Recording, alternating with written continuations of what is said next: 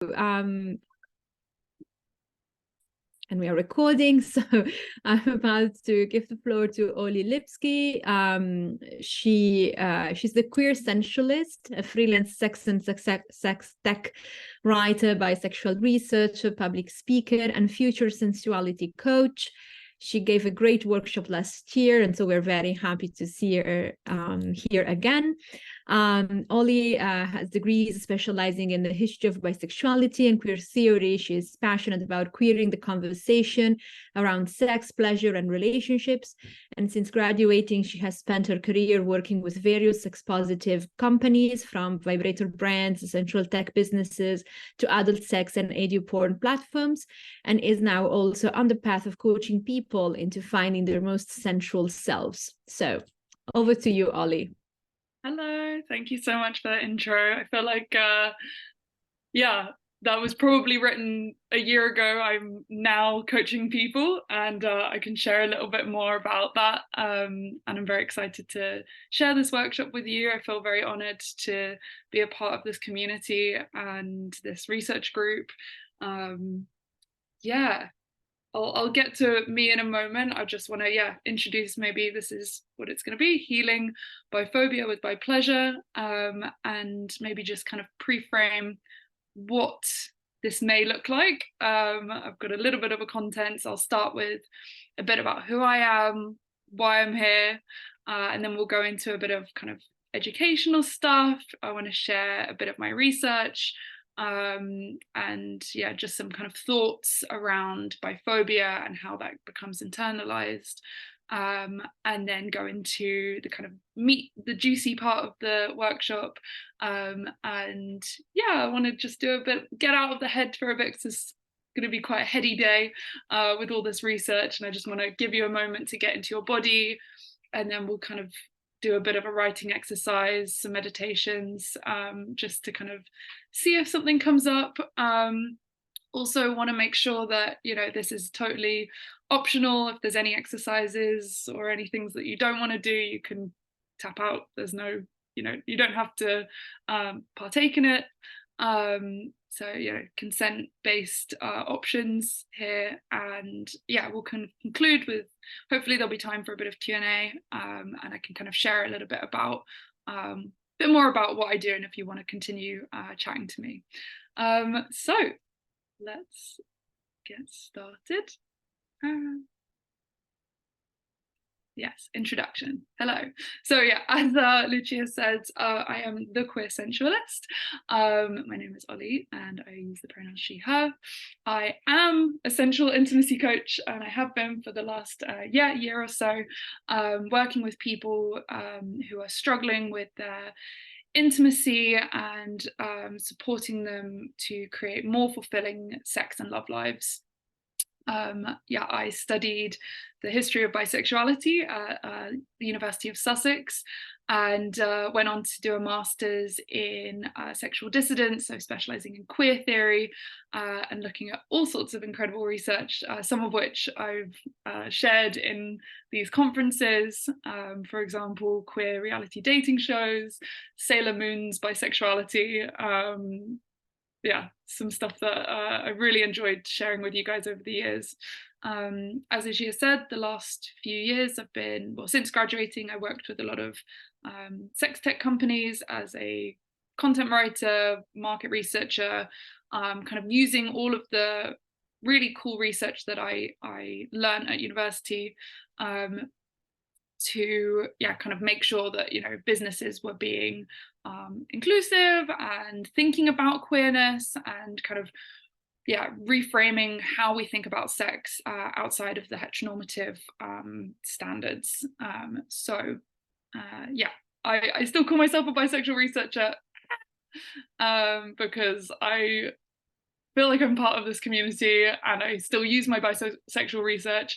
And I also write for Unicorn magazine, Unicorn Zine, which is Bi Pride UK's magazine. And I like to share my research with clients as well, hoping to support them in their growth, whether it's dealing with sex or sexuality or their relationships.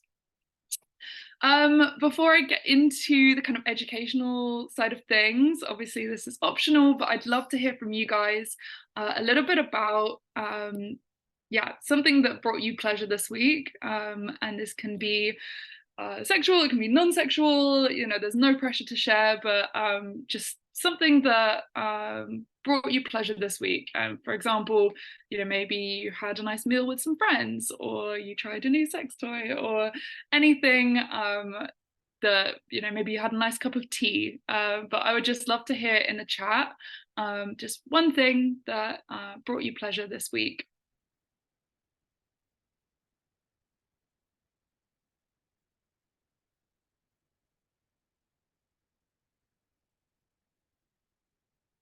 And if no one wants to share, that's also okay. Oh, so much of theatre. The reason why I like to do this is just to get us kind of feeling more in our bodies and what pleasure brings, and kind of, yeah, before we go into the kind of educational bits, just get us out of our heads for a moment. Oh, a honey muffin, very nice. One of your students got into med school in Cyprus, amazing. Pastry from boulangerie, delicious. Coffee, indie video games, taking a shower by candlelight. Oof, that sounds good. Finding a music mentor. Awesome. Lovely.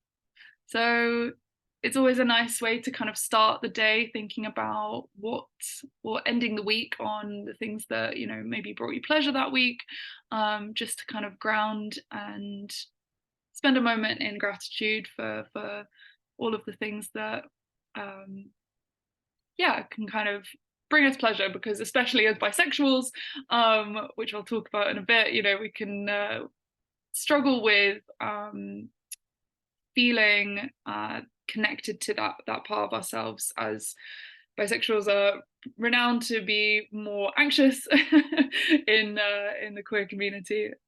So thank you so much for sharing your pleasure experiences. I think we'll start with a bit of biphobia, just because this is what this workshop is about. We're kind of looking at biphobia and figuring out some of the ways we can kind of heal from it. So maybe before I get into that, I'll just share a little bit about my own experiences. So I came out quite young, was faced with all of the stereotypes. Well, maybe not all of them, but, you know, the ones that are kind of in our cultural narratives, and, you know, going through school and, you know, being faced with, you know, all of these kind of tropes. And what then happened is that I ended up internalizing a lot of these, and this impacted my sense of self, and also had an impact on my relationships. I guess the journey that I've gone on getting to this place is that, you know, through researching bisexual history, through researching queer theory, and then also going on a real personal journey of kind of more spiritually and more like a healing journey, through kind of sensual healing, through kind of pleasure empowerment, through sexual writing. I was able to kind of find some grounding, find some pleasure, find some empowerment in who I am as a bisexual person, and that is why I'm here. And I want to help people also work through the kind of difficult feelings that can come from the stigmas of being queer, being bi, along with all the other stuff that, you know, society likes to throw on us. So yeah, I guess looking at these harmful bisexual stereotypes, you know, some of these are just experiences. These are kind of like personal ones, things that I've been called, things that I've seen online, and, you know, I'd love to kind of see if anyone like if these resonate with people, if people recognize some of these, or if there's any missing, any kind of biphobic comments that you've come across, you know, in your lifetime. Feel free to drop them in the chat. I think what's super interesting is that, you know, growing up with these words being thrown at me, such as creep, pervert, cheater, liar, greedy, slut. Those are the kinds of ones that I remember feeling so confusing. And then, when you start studying, you start researching this stuff, you start realizing, wait, there's a reason why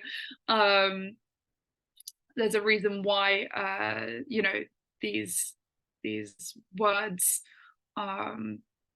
were used, right? And so, historically, queer people, homosexuality was considered a mental illness. Freud even thought that bisexuality was this kind of immature, primitive state, hence the kind of idea that, it's a phase, that you'll get over it, you'll grow up, and you'll decide, you'll end up with someone. I remember hearing the terms kind of like barsexual, I'm only bisexual when I'm drunk, or college lesbian, or they're only gay until they leave college. It's those kinds of tropes that kind of come out, and the kind of predator groomer narratives that are just kind of applied to queer people, historically, and even today, as we can see with the trans community. The same kind of stereotypes and phobias are being applied to the trans community as well. And where does it come from? When we think about the binaries and how it's is rooted in kind of colonial thinking, white supremacist thinking, and in terms of how you have to be male or female, you have to be straight or you're gay, and there's nothing that allows for that kind of fluidity in those narratives. The idea of heterosexism, the prejudice against anyone who doesn't fit into the kind of normative sexuality of heterosexuality. Also, something that I found super interesting is that because I never really understood that, like, why do bi men have to be gay, and why does bi women have to be straight? It's the bi-phobic tropes of bi girls are just doing it for attention, they're actually straight, or bi men are actually gay.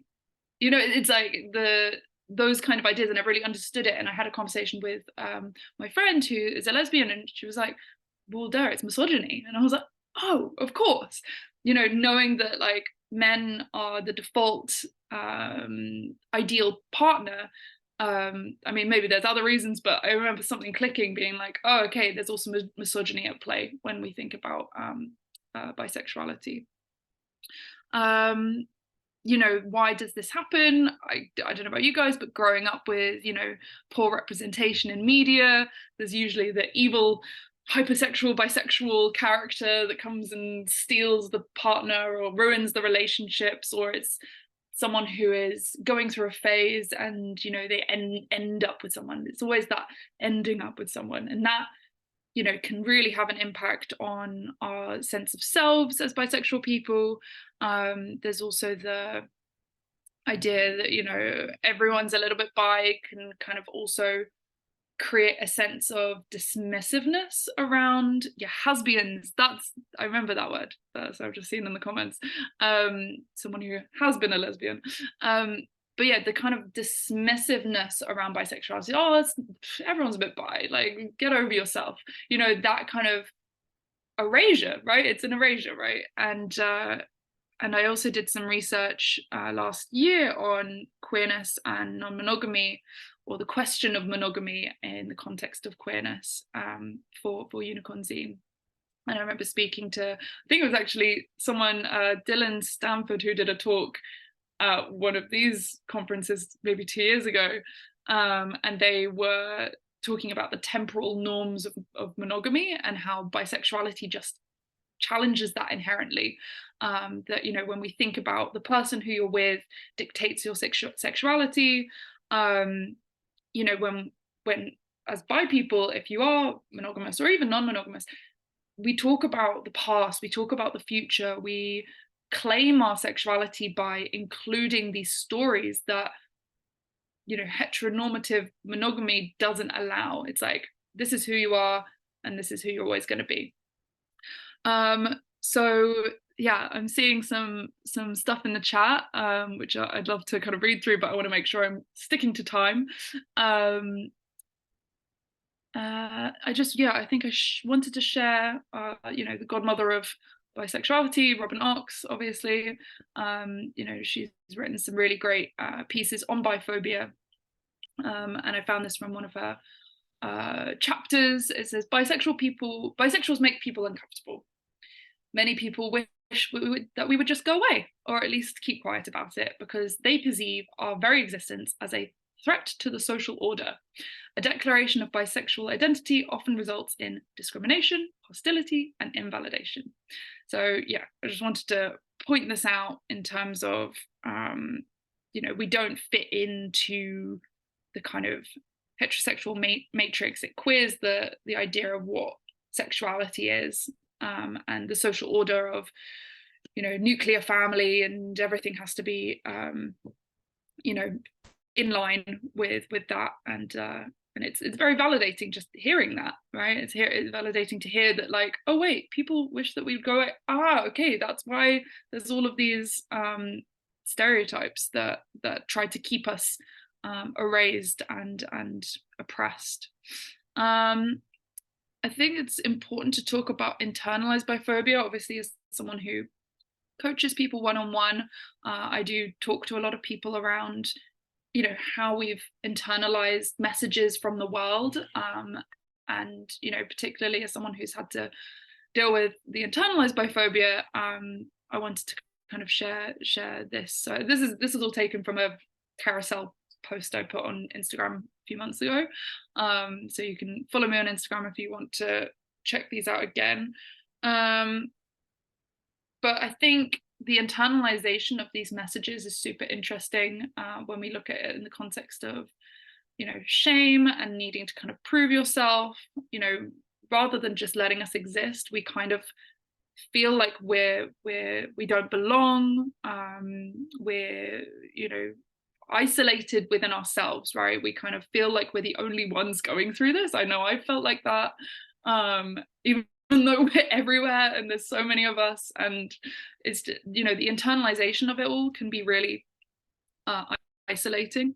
And what it also does is keeps us on high alert, right? It keeps us, you know, our nervous system's activated. It keeps us from trusting, and we can't feel safe even in our own body, you know. And what happens then is that it inhibits our experience of pleasure and connection, right? And also orgasm. So I'd love to hear again in the comments if, you know, anyone has ever thought these about themselves, or if there's any others that would love to, that you've also thought about yourself, that you'd want to add. You know, these are the kinds of questions that, even though I've, you know, come such a long way, still crop up in the kind of psyche. It's like, oh, am I queer enough? You know, do I belong here? Yeah, feeling safe in your own home. Exactly. There's, you know, the experiences of, you know, domestic violence is so high amongst bisexuals, and, you know, also just feeling safe in certain circles. You know, if you're hanging out with people who are in the queer community, or if you're hanging people with in the straight community, not feeling safe to be your authentic self sometimes, depending on what the kind of attitudes towards bisexuals are in those circles. So yeah, not feeling entirely safe in those spaces. Bi plus mothers in your research, yeah, not feeling queer enough, right?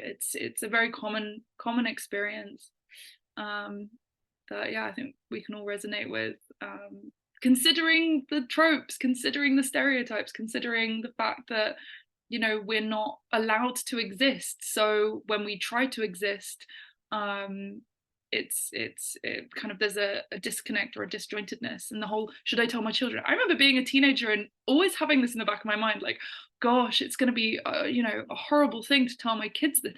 Why? It's a beautiful thing. But, like, you know, we there's so much shame around this. And hopefully, you know, the narratives are changing, more and more people are coming out. Yeah, not feeling like we want to take up space is a big one for sure. So yeah, two personalities, right? So it's this kind of needing to feel like to switch. It's like code switching, just like, oh, do I, you know, share this about my queerness here, or do I, you know, talk about my straight life here? Like, you know, it's quite an interesting, you know, balancing of emotions. This quote also comes from the same article I thought was really interesting. Again, it's like the isolation, the illegitimacy, the shame, the confusion felt by many bisexuals can be disempowering and even disabling, right? So that kind of feeling of, oh God, I just don't even know what to do. So I'm just not even going to engage. I'm just not even going to bother putting my authentic self out there. And it just can completely disable us in an emotional way, right? So yeah.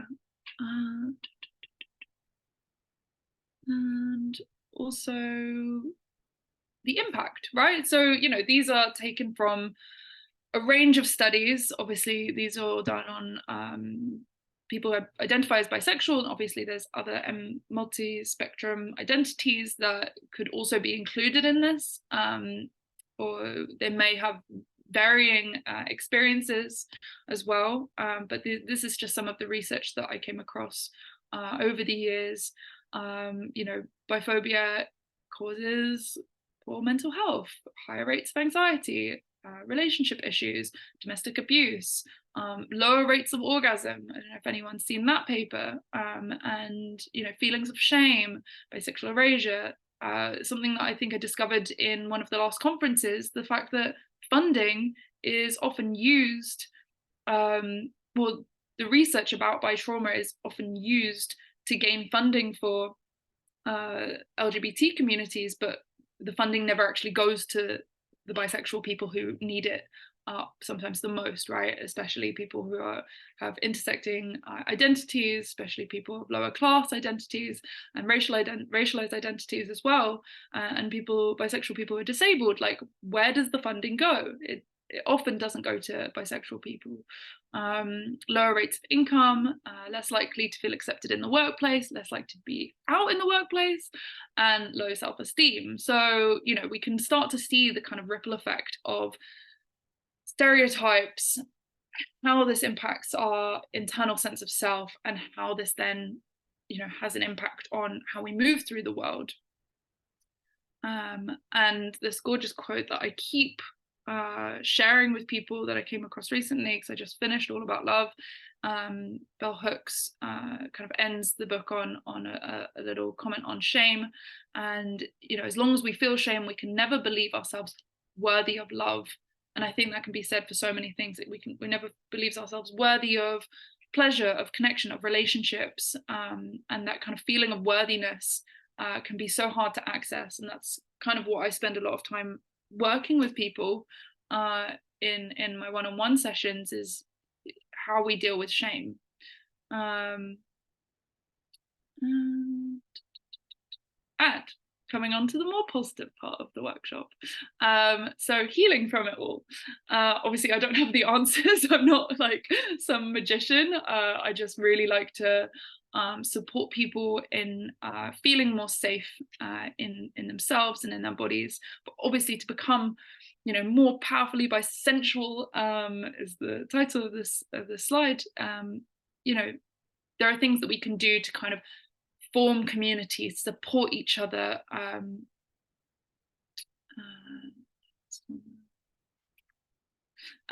support each other, you know, so kind of tapping into that sense of safety, but also accepting your desires, you know, reading more literature, engaging with bisexual media, calling out some rhetoric, and, you know, demanding inclusive sex education, you know, even just having some basic level sex education in schools that also includes bisexuality and queerness, and being able to teach younger people that it's okay to be who you are.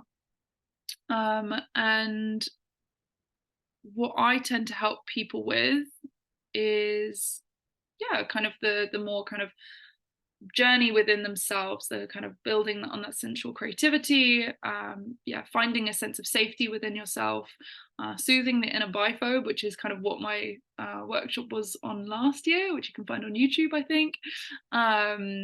And just, yeah, nourishing your desires as well.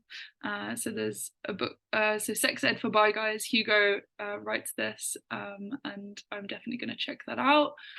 Shamelessly plugging, yeah, do it. Exactly. So I'd love to read a little bit about how biphobia impacts men and how they're internalized as well.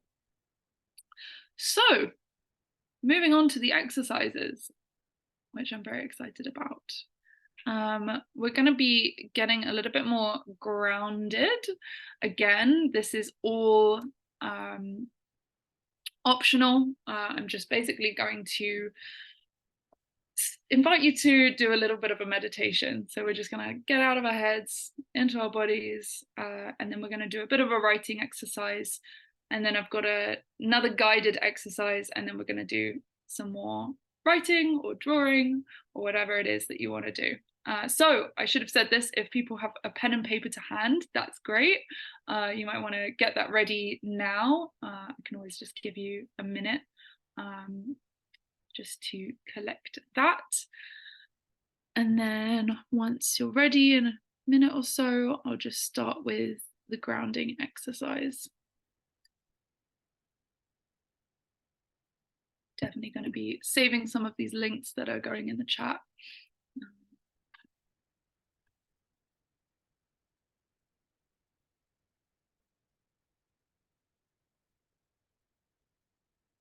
So you want to get your pen and paper ready. I'll give you another 30 seconds or so just to get settled in. And all of the people that are ready, maybe just observing the seat you're in, and maybe just kind of getting even more comfy. If you're maybe on a scale of 1 to 10, what the level of comfort is, and maybe just dialing it up a little bit more. Maybe it's adjusting your seat, maybe it's taking a sip of water, just checking in, like, how can I feel a little bit more comfy in my body right now? And you might want to start by taking some deep inhalations in through your nose, out through your mouth. Maybe you want to shake any residual tension from talking about biphobia or from the week you've had. Just kind of let any of that tension just kind of shake off, and continue to just take deep inhalations in through your nose and out through your mouth. I'm just going to guide you through the senses to get you feeling more grounded in your body and in the room around you. So you can just start by noticing the room around you, and you can just take note of 5 objects that you can see. So just taking note of shapes, colors, textures. Don't need to do anything apart from observe these 5 objects.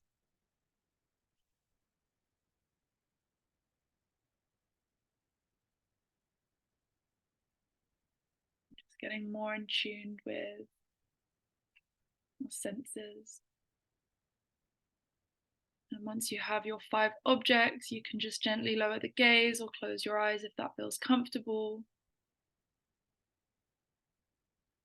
And you just start to notice 4 sounds that you can hear.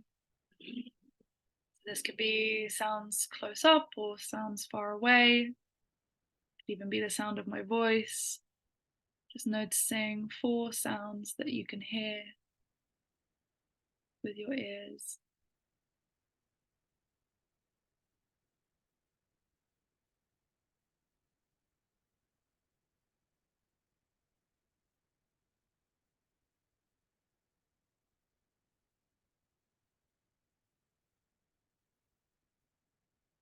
Once you have 4 sounds that you can hear, we're just going to tune into our sense of touch.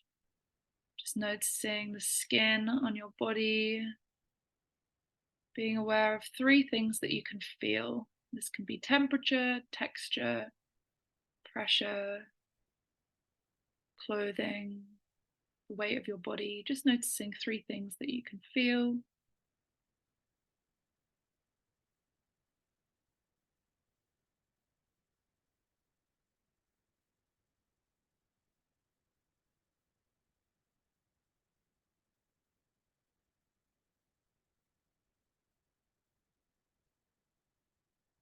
And once you have 3 things that you can feel, you can move around for this one if you need to, but just taking in 2 aromas, 2 things you can smell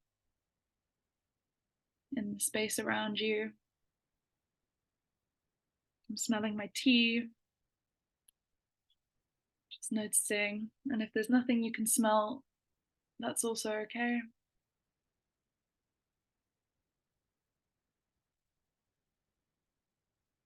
Just tuning into the olfactory system, sense of smell.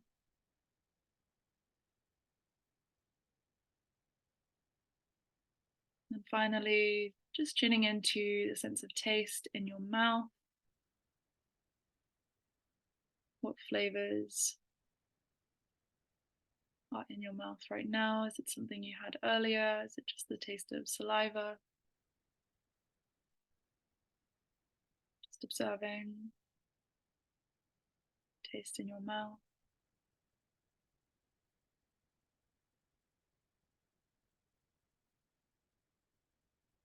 And I'm just going to invite you to do a scan of your body, starting from the top of your head, gently scanning all the way down through your body. And as you do, you're just going to notice if there's anywhere that feels a little bit uncomfortable, a little bit tense. Just observing where in your body that tension may lie. Can be anywhere in your body, just observing as you're scanning down.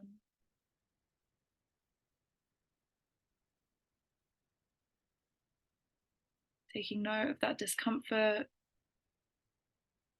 maybe sending some breath to it, maybe just sending your awareness, acknowledging that the discomfort is there, not needing to do anything with it, just being with it.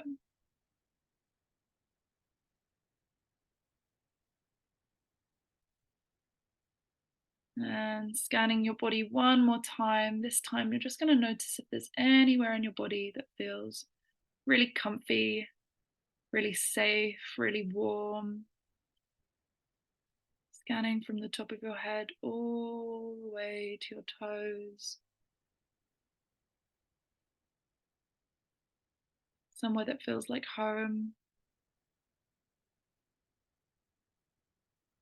If you can't find anywhere, just noticing the weight of your body on the ground beneath you. Noticing how it feels to be held.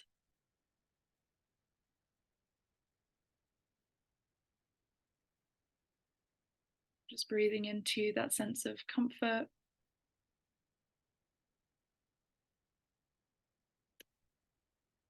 And in a few moments, I'm going to ask you to gently come back to your room.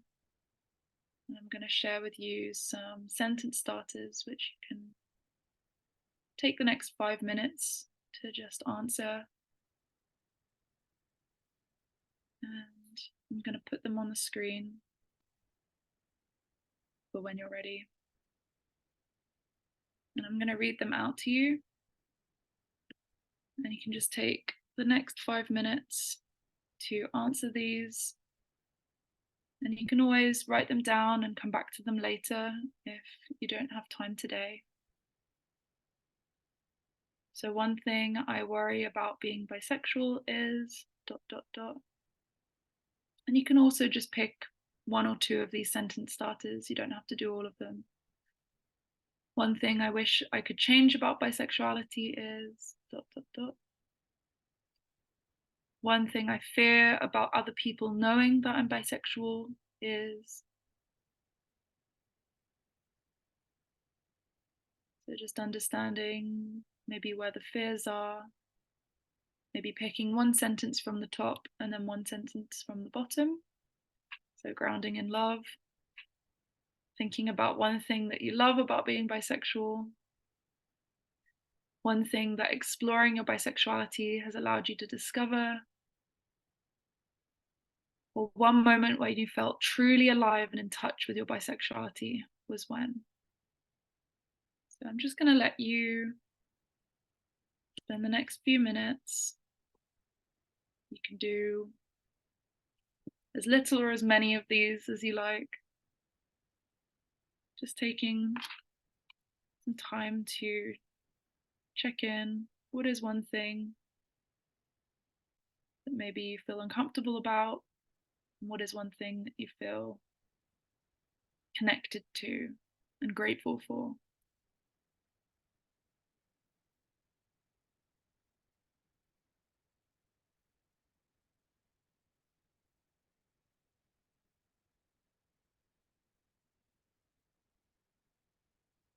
And if you want this to be a lot simpler, you could just say, one thing I fear about bisexuality is, and one thing I love about bisexuality is. One thing I'm uncomfortable, one thing I'm comfortable. And if nothing's coming up, that's okay too.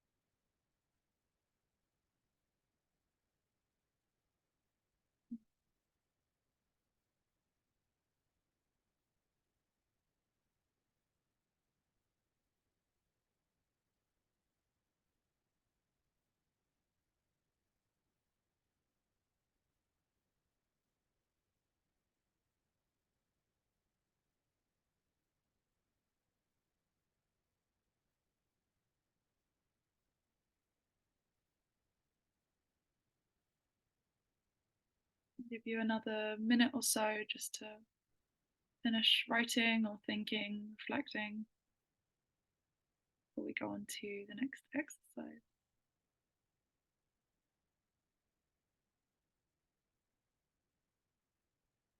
And if people want to share in the comments, they can. Obviously, this can be a very personal experience. Totally understand the privacy around this. But if people feel delighted to share, there's also room for that.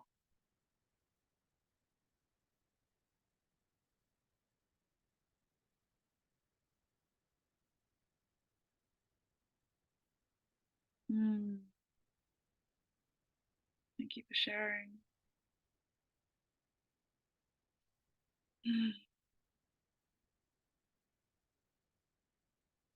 Yeah, feels like a superpower.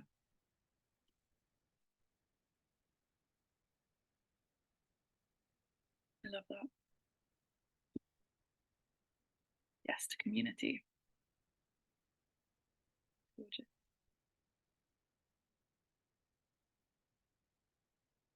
Okay. Just so we're good with time, I'm going to move us on to the next part of the exercise. And so now we've kind of grounded ourselves. Now going to be exploring some pleasure, because pleasure is healing. And I'm excited to embark on this next exercise once again. This can be optional. I'm going to invite you to turn your focus inwards once more, and I'm just going to take you on a little journey. And if you want to tap out, you can, but if you want to just let the words roll over you and see what comes up in your mind's eye, wonderful. So maybe just tuning into those 5 objects once more, gently sinking into the sounds that you can hear, lowering your gaze, closing your eyes, going back, turning your focus inwards, noticing the sense of touch, noticing the smells that you had before, noticing tastes in your mouth. And I just want you to return. I'm going to invite you to return to that comfy space that you found before, wherever it was in your body.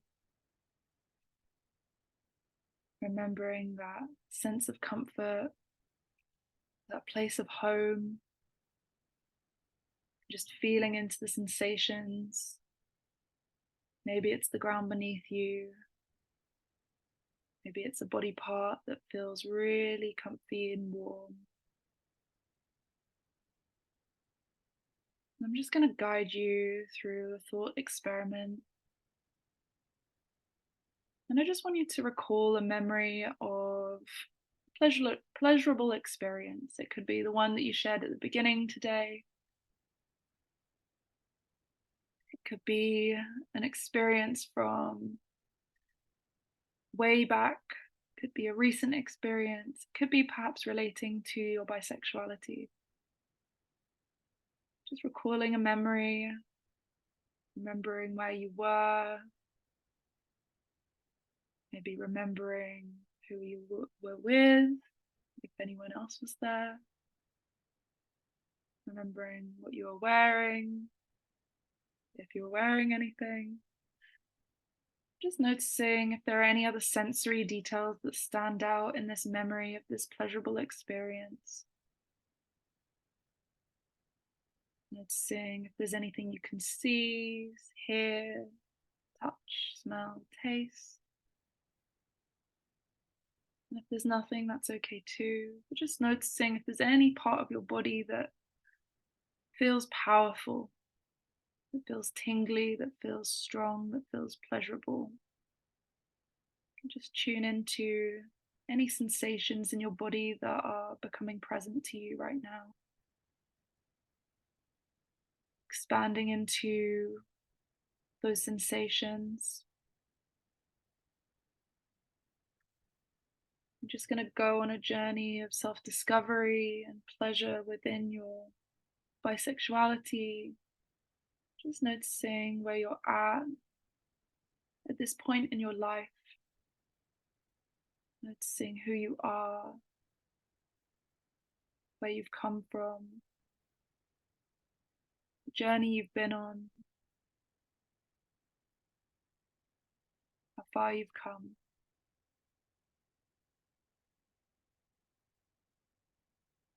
Just imagining that you're on this adventure, you're embarking on where you want to be. Where are you journeying to now? Who do you want to be? What do you want to experience?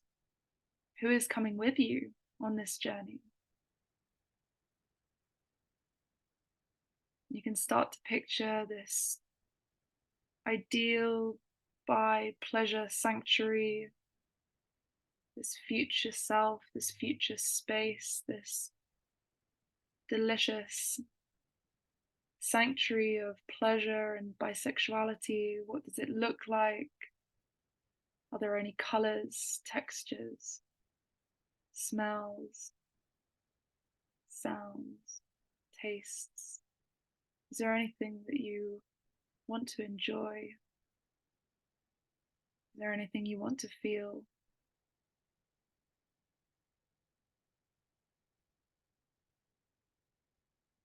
And if nothing's coming up, that's okay too.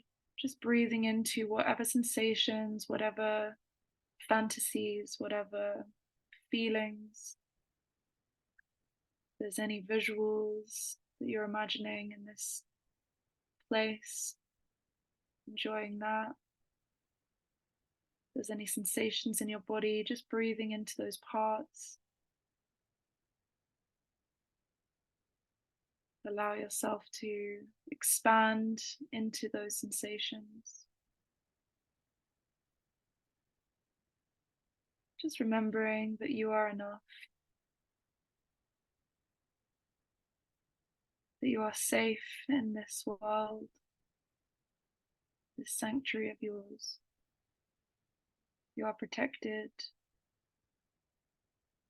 You are pleasure. You are love and you are loved.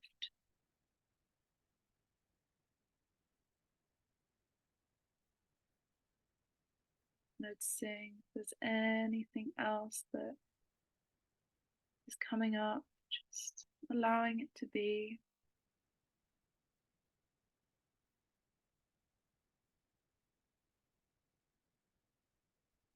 Any sensations, any memories, any thoughts, any feelings. They're all valid and they're all okay. I'm just gonna indulge in this moment now with whatever's with you.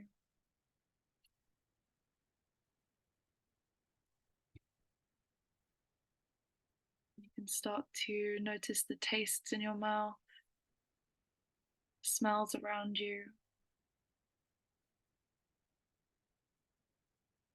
sense of touch, the sounds in the space around you. And you can gently open your eyes if they were closed and just notice those 5 objects. And maybe you want to take a big stretch. Just let that all go. Take a deep breath. And just return to the room.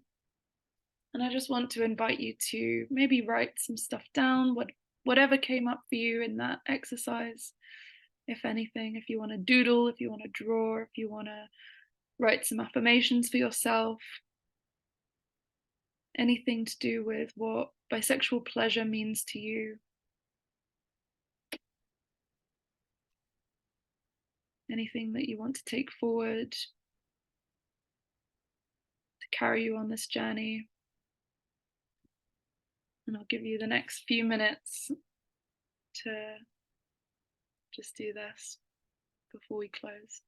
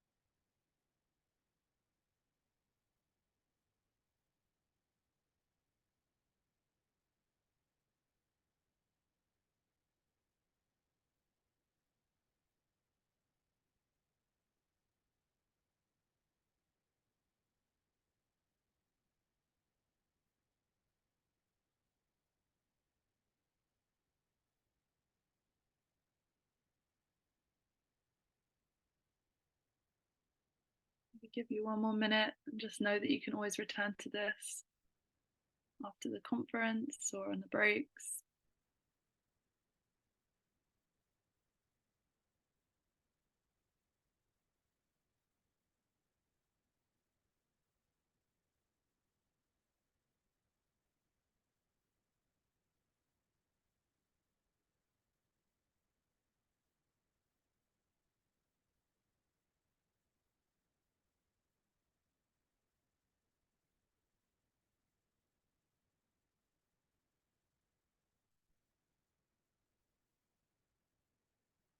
See, I'm loving the shares in the chat. So if anyone wants to share anything from this experience, please go ahead. I will now conclude this workshop. I would love to open the floor, as we have a few minutes left, to any Q&A. I'm also going to leave this page up if people want to get in touch. If I would like to, what I've started doing for people who come to my workshops is offering 30 minutes of free coaching to continue the conversation, to see if there's any tools or resources I can offer you. There's a little QR code because I'm high-techy now, and yeah, please don't hesitate to get in touch. And I hope that was enjoyable and pleasurable and bodyful for you guys. It was lovely to share this with you all, and I'm really enjoying your shares. I'm wondering if there's a way I can like save these shares and download them to properly read through. So yeah, thank you so much. Thank you so much, Oli. If there are questions, we have a couple of minutes. Everybody is just saving the QR code, I think. I screenshotted it. So I see a lot of thanks in the chat. Yeah. Thank you so much.